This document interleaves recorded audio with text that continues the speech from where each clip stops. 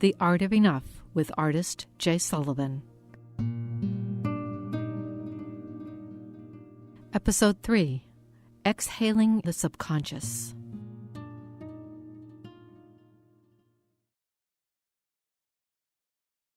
The man climbed over the mountain, the man climbed over the mountain, the man climbed over the mountain.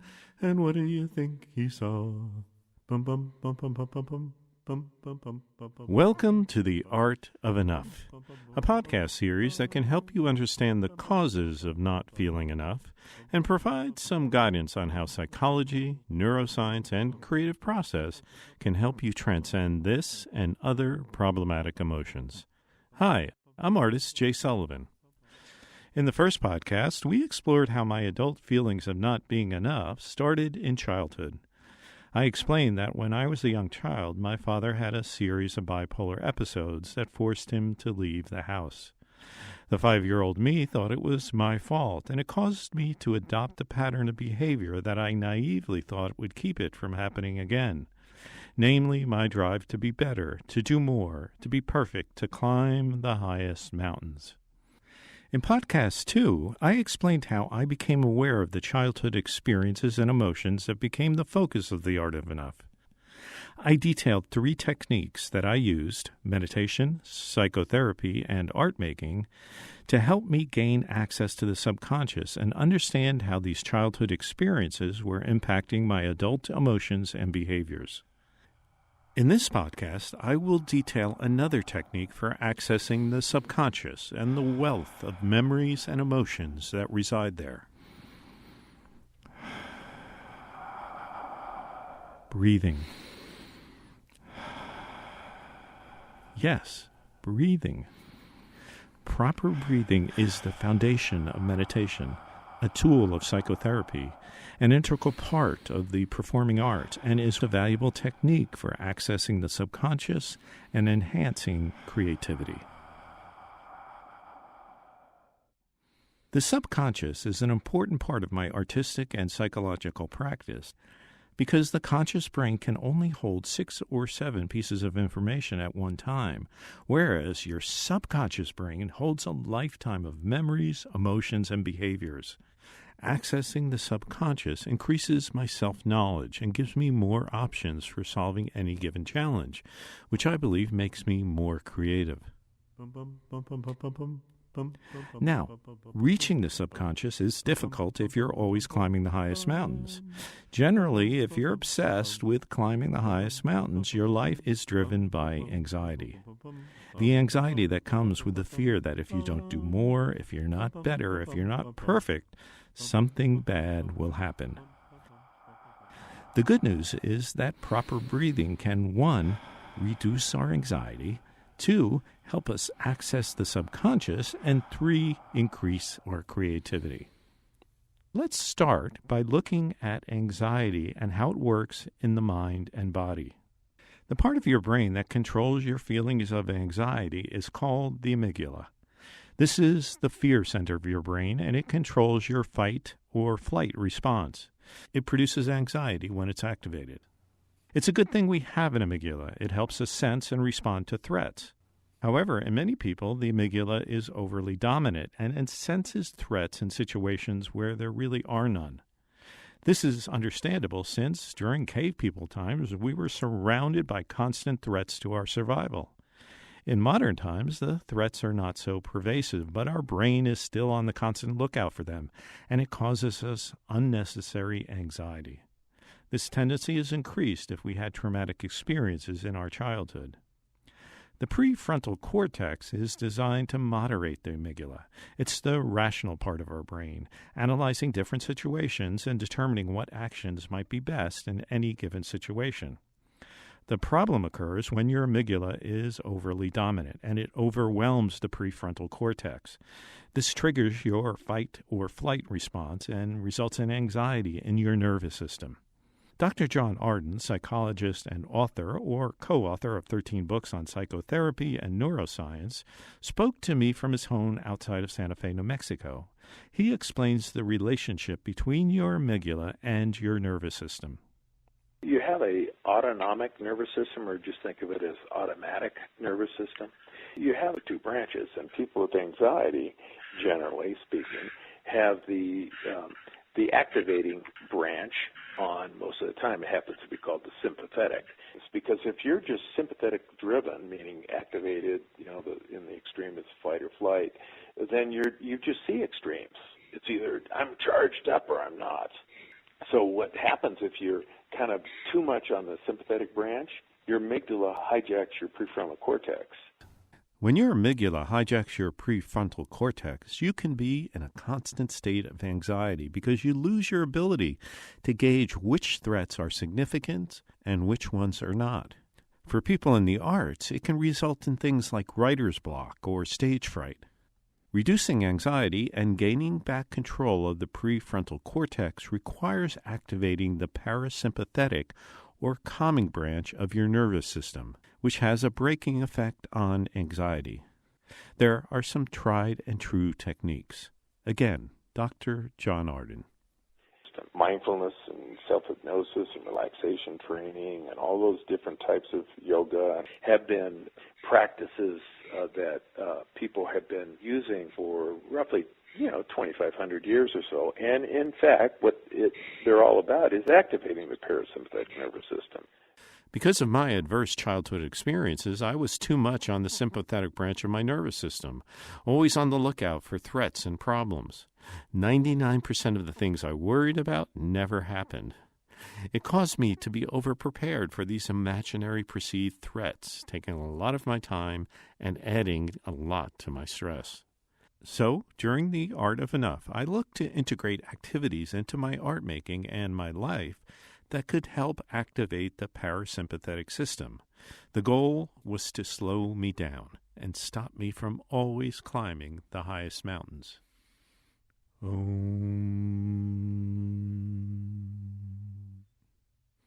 Dr. Arden mentioned yoga.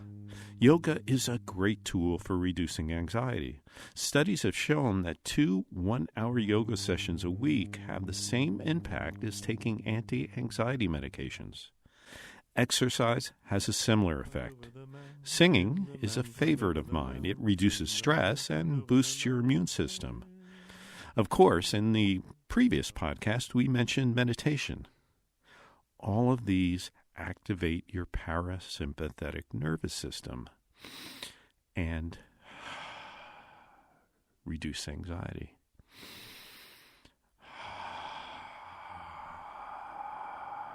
Breathing properly is one of the easiest ways to activate your parasympathetic nervous system and reduce your anxiety. I use the term breathing properly because most of us, as adults, do not breathe properly the way the body was intended to breathe. So let's start there. Jean McClelland, New York-based teacher of voice, breathing, and the Alexander technique, explains. There's only one way the body was designed to breathe. And we do this quite well until we're maybe 2 years old. What happens is that we are socialized.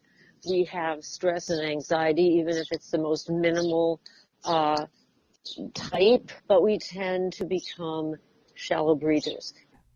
The problem is that shallow upper chest breathing activates your sympathetic nervous system, your fight or flight system. So you get nervous, start breathing in the upper chest, and that makes you even more anxious. So if not shallow upper chest breathing, what is the correct way to breathe? What is the natural way to breathe? Well, you would think it was about taking in oxygen. The lungs take in oxygen and exhale carbon dioxide. You've undoubtedly, I've heard the advice, take a deep breath when you're stressed. But the taking in or inhaling is not the part to focus on. Proper breathing is all about the exhalation. It's about getting rid of the carbon dioxide using the diaphragm, so your lungs can automatically take in the oxygen. Again, Jean McClelland. The diaphragm is the breathing muscle of the body. Above the diaphragm are the heart and lungs. Below the diaphragm are the abdominal organs. We're trying to get that diaphragm to move up, to push on the lungs to get rid of carbon dioxide, so then when the body needs oxygen, a trigger is sent down for the diaphragm, telling it to contract, and it pulls oxygen into the lung. People say, they're holding their breath. What they're doing is they're stopping their exhalation. Why we take those grabbing for upper chest breathing is that there is still so much carbon dioxide left in the lung. So everything in breathing is based, the way our body works, it's based on exhalation. The exhalation is important to reducing anxiety because A, it releases the carbon dioxide, but B, it is also during the exhalation part of the breathing that the body sends a signal to the brain for the nervous system to relax. With this signal comes a reduced heart rate and lower blood pressure. One common mistake, however, is that many people assume that part of deep exhalation is putting the body in a downward slumping posture, when actually proper exhalation is an upward movement in the body. Again, Jean McClelland. We tend to cocoon.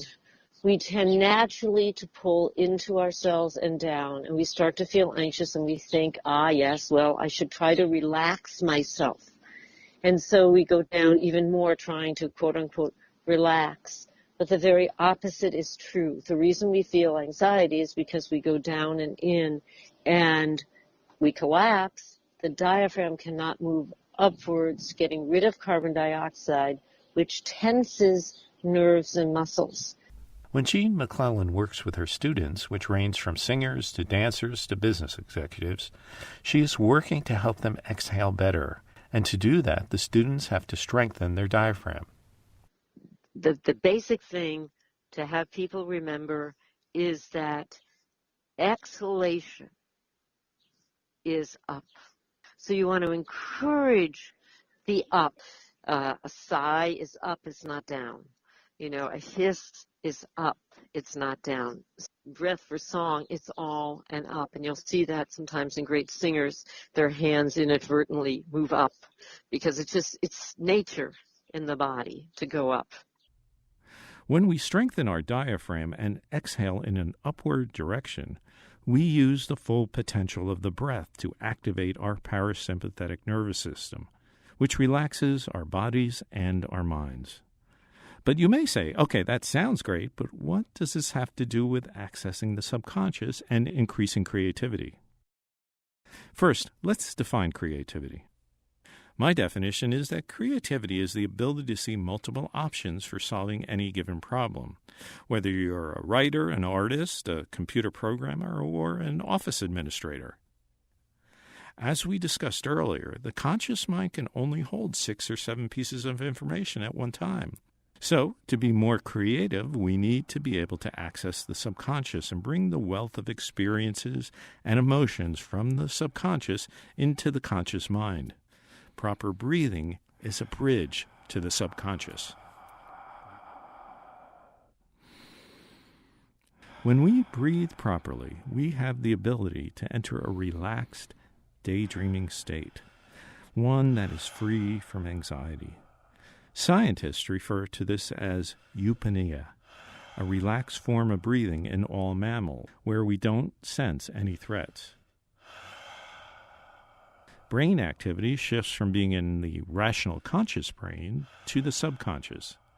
In addition, the part of the brain that is responsible for self-criticism and impulse control goes quiet, allowing us to see things in new and unique ways, allowing us to be more creative. Artists, especially performance artists, use the term being on impulse. Again, Jean McClelland. So when you are on impulse, I always say it's like the inner artist. When you are working from that place, it instantaneously ignites the diaphragm. And everything that you are experiencing is moving up through that breath stream and vibrating the vocal cords. I mean, it's a miracle. If you are in the state of exhalation, that's movement, that's flow. And things come up into mind. It's just the way it is. It's improvisational mind. I believe impulse, the improvisational mind, the inner artist are all about gaining access to the subconscious and allowing the thoughts and the emotions of the subconscious to rise into the conscious mind. And it allows these thoughts and emotions to become part of the art-making and or psychological change process. This is the core of my work. Using meditation, psychotherapy, art-making, the breath, and other tools, I seek to access the self-knowledge that's hidden in the subconscious. I believe that it makes me a better and happier person, and I hope it improves the lives of those around me.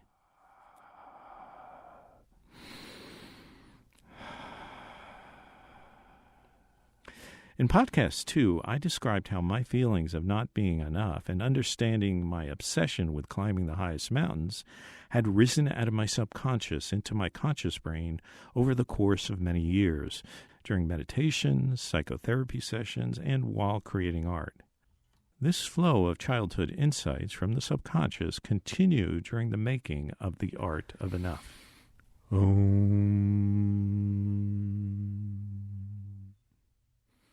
I had entered a regular morning routine of meditation, breathing, mindfulness, singing, and writing. In the afternoons, I was working in the studio, primarily creating collages with a group of objects. This collage technique with objects is known as assemblages in the art world. The objects were various items I associated with my parents and with my childhood. A black wallet, a belt, an alarm clock, red lipstick, and a red clown's nose, a baseball, and rolls and rolls and rolls of brown jute twine. Working with these objects over the course of several weeks, primarily moving them around into various compositions, helped to take me into the subconscious mind, to reveal new associations, new connections, and a significant new narrative. The main narrative or story no longer was about my father and I and how I believed his problems were my fault. It was about my father and my mother. Two people in a broken relationship. Two people forever in conflict with each other and with my father's bipolar disorder. I had never recognized this part of my childhood before, and I could see my mother's pain and suffering in the artworks. 28 years old, with 3 small children, and suddenly dealing with the chaos created by my father's bipolar disorder. I was part of the story, playing the role as Fixer, represented in the artworks as a series of companion self-portraits, my body entangled in the brown jute twine. The role of fixer is something children often inhabit in these types of situations. I can imagine the many strategies I probably employed to try to keep everyone happy. And it was a skill that paid off later in my business career. But as a small child, I didn't realize that what I was trying to do was impossible. I could never do enough to make them a happy couple again, to make us a happy family again. Humpty Dumpty sat on a wall. Humpty Dumpty had a great fall. And all the king's horses and all the king's men couldn't put Humpty back together again. The series became to be called All the King's Horses and All the King's Men, a representation of me trying to fix what was broken, of me trying to put Humpty Dumpty back together again. It was a major emotional turning point in the project for me. I could now see that I had spent a large part of my life trying to first keep Humpty Dumpty from falling, and then second, trying to fix him when he crashed to the ground. And again, it made me a good video and film producer, but that's another life now, and I want to change. But I realized that I needed, in the future, to recognize Humpty Dumpty situations when they appeared. Those situations where I was predisposed to try to make the impossible possible, and I had to give myself an opportunity to say no, to say I have done enough. And this became one of my process guidelines. Process guidelines are simple phrases I've developed to remind me of simple insights that I've discovered while creating the art of enough. This is one. Be on the lookout for Humpty Dumpty. After completing the main body of work contained in The Art of Enough, I went through several months of trying to be aware of the Humpty Dumptys in my life and then changing my response. It was enjoyable, it was productive, and it was a stress-free time. Ultimately, I developed a series of questions that would replace my automatic urge to fix Humpty Dumpty when he appeared. Now, before I make a significant commitment, I ask these 3 questions. 1. Will I enjoy the experience? 2. Will I be effective? Number 3. How will this choice affect my relationships with the people closest to me?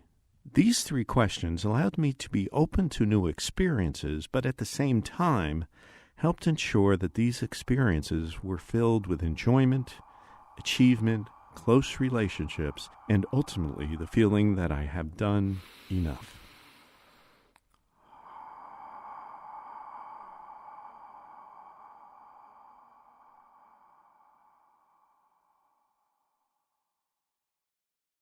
Before we close this podcast, I want to provide you with a few more process guidelines, both related to the topics we explored in this podcast. The first, keep uncertainty alive as long as possible. I heard this piece of advice while watching a documentary about video artist William Kendridge. He argues that once things become certain, they become hardened and inflexible. The idea of creating assemblages came to me very late in the art-making process after I had taken a collage-making workshop. I had already invested 1.5 years developing various videos and photographic works. Could I really throw that all away and start again with something else? But I was working with the process guideline, keep uncertainty alive as long as possible, so I decided to take the plunge. And I'm glad I did. It helped reveal a whole new layer of my inner self, and it helped me achieve greater emotional and psychological change. 2. Experiment, experiment, experiment. This goes hand in hand with keep uncertainty alive as long as possible. I used to ruminate over a lot of different approaches in my mind before I set out on a specific direction when creating a body of work. I only started making work when I felt I had a solid idea of what I was doing artistically. During the Art of Enough, I created many different experiments, videos, video installations, photographs, collages, assemblages. I think the most important thing about this approach is that I am continually stretching myself and learning new things, but in a context that does not have major emotional risks for me. If an experiment fails, it's not the end of the world. I just start another one. Also, I've learned how not to be attached to the big goal. So if things take time and I run into a deadline, I default to a process guideline I mentioned in an earlier podcast. When feeling stressed, simplify the deliverable or change the delivery date. The man climbed over the mountain. In the first 3 podcasts of The Art of Enough, we have highlighted various aspects of an art-making and creative process that I use to understand limiting beliefs and emotions.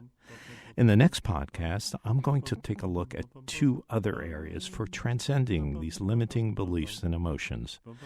Making tea with the demons, or in psychological terms, desensitizing myself to the emotional power of limiting beliefs and emotions. And then second, we'll look at how to create new beliefs that are far more empowering than the old ones.